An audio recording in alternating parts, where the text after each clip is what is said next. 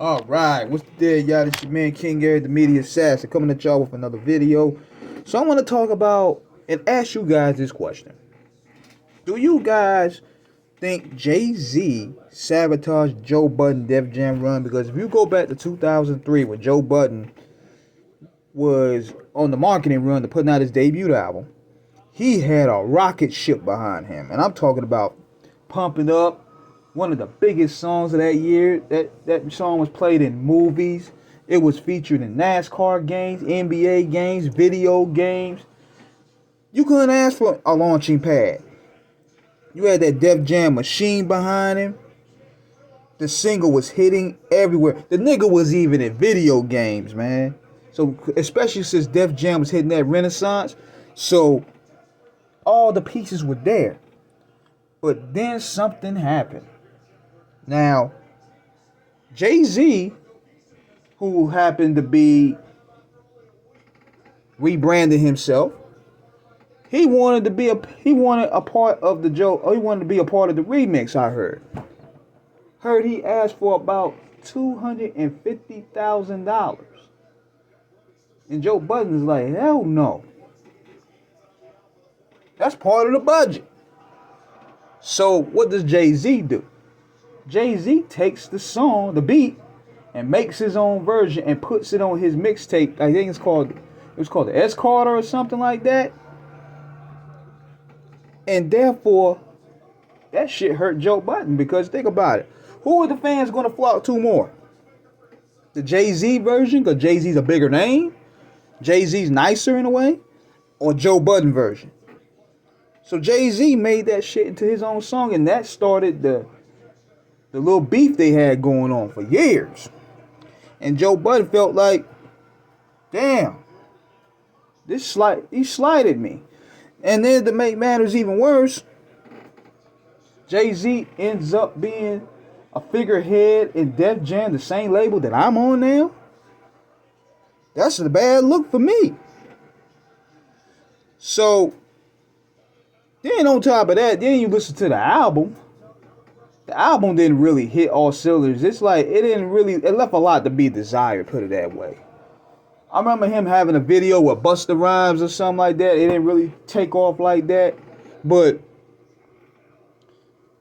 the album itself didn't really have a lot of legs. And I think it was something that Joe just did to please the label, because it didn't really showcase his true talent, so to speak. But he was starting to work on his second album. I think it was called The Growth. But then I think he had some issues with his vocals, I could believe. And he possibly had to retire from rap even. I remember hearing about that.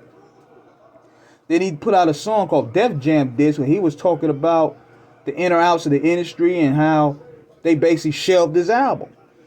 But see, also, Joe was competing against some big dogs at that time.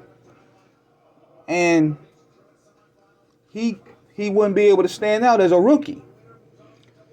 Then you had his peers. Cassidy, Lloyd Banks, all the people from that class making noises out there. So it kind of left Joe in the mud right there. And JayZ already took his biggest song and made it his own. So then later on, he goes independent. He finds his own lane. Now, to give Joe Budden credit, he popularized, in a way, using the internet. Because he used to release his Mood Music series up there. People weren't really using the internet like that until really Joe Budden kind of was a heavy influence in that. I'm not saying he was a sole creditor, but he's about content. So that's what made the Mood Music series so special. But what also happened with Joe Budden, however, is that he self-sabotages a lot of shit.